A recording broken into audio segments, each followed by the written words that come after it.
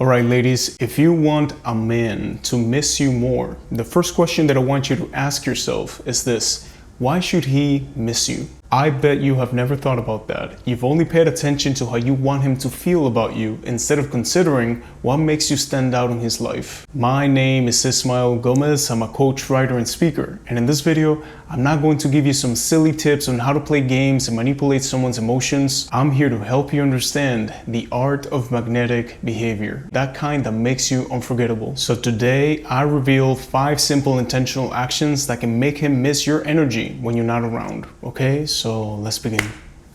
Number 1, exit with a cliffhanger. Here's a simple way to leave someone wanting more from you. Think about this. When you're watching a great TV show, okay, the episodes don't end with all the details resolved. They leave you hanging, right? Curious about what happens next. Well, you can create the same effect in your interactions with him. Here's how it works. At the end of a date or even a phone call, drop some mystery. Give him a reason to look forward to the next time. You can say something like, I have a little gift for you next time that we meet, or I bought the sexiest dress today and I'll wear it on our next date. By hinting at something exciting, you're building anticipation and giving him something to think about while you're not around. Instead of saying a typical goodbye or ending things on a casual note, this approach leaves a hint of curiosity which naturally draws him back to you. And obviously, you don't have to do this every day, ladies. Like I said, I'm not suggesting that you play any games. It's all about sprinkling these playful teases into some of your interactions. Number 2, create just us memories. One powerful way to build undeniable attraction with a man is by creating just us memories, moments that set you apart from everyone else in his life. When you share experiences that are unique to the two of you, you're creating memories that he can't easily replicate with someone else. These become personal moments that are essential for building connection and intimacy. Maybe you choose a favorite coffee spot together, or you pick a song that you always play when you're driving. Whatever it is, make it something unique to your relationship. So why does this work? Because when he's alone, okay, and something reminds him of that memory, like maybe he passes by the coffee shop or he hears a song on the radio, at that moment he's going to think of you. These shared experiences become like little mental anchors that pull him back to those moments with you, okay, making him miss you and the unique connection that you share. However, don't try to force these lasting experiences, okay? Pay attention as they unfold, because the best just us memories happen naturally. Focus on enjoying the moment and being present with him, and let those memories build on their own. Okay, so pretend you're dating this guy and you guys have been together for a really long time, and he knows all your preferences inside and out because he literally loves you so much that he pays attention to every single detail. Now we're gonna pretend that you and this guy really want to get engaged. Now here's my question to you. Would you want to plan the proposal? Would you want to know exactly when and how this man is going to get down on one knee and ask you to be his wife? Now you're probably looking at me like, that's the dumbest question ever. Obviously not. Okay, obviously the answer is no, but let's talk about why. The best things in life are always the ones that take you by surprise, because you had no expectations and you had no dead set plan on how it was going to unfold. So if you struggle with obsessing over your manifestations, if you struggle with not knowing the when or the how, and you doubt because you don't know the when and the how, ask yourself the question of, would I want to plan my own proposal? No, I'd rather know that it's going to happen and just let myself be surprised. Let the universe do its magic and surprise you.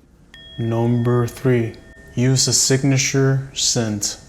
Did you know that your scent is one of the most powerful ways to leave a lasting impression on someone? I know that a lot of you ladies have probably read some of these things online, and it's actually scientifically proven that our sense of smell is closely linked to our memory. So when you have a specific fragrance that you always wear around him, it becomes part of his experience of you. So what you do is find a scent, okay, that truly reflects your personality. But the word of caution is that don't drench yourself in it, okay? Just a light touch will do the trick. The goal is to leave a hint, okay? A trace that lingers. When you do it right, your signature scent becomes a little secret link between the two of you. Something that keeps you on his mind even when you're miles away. And the last thing I'll say is also to avoid using a bunch of products with different scents. Like you have a coconut shampoo, then you have a strawberry lip gloss, and you have a different perfume. This will only overwhelm his senses, okay? Stick to one fragrance if you want to make a lasting impression. Number 4, create mystery on social media.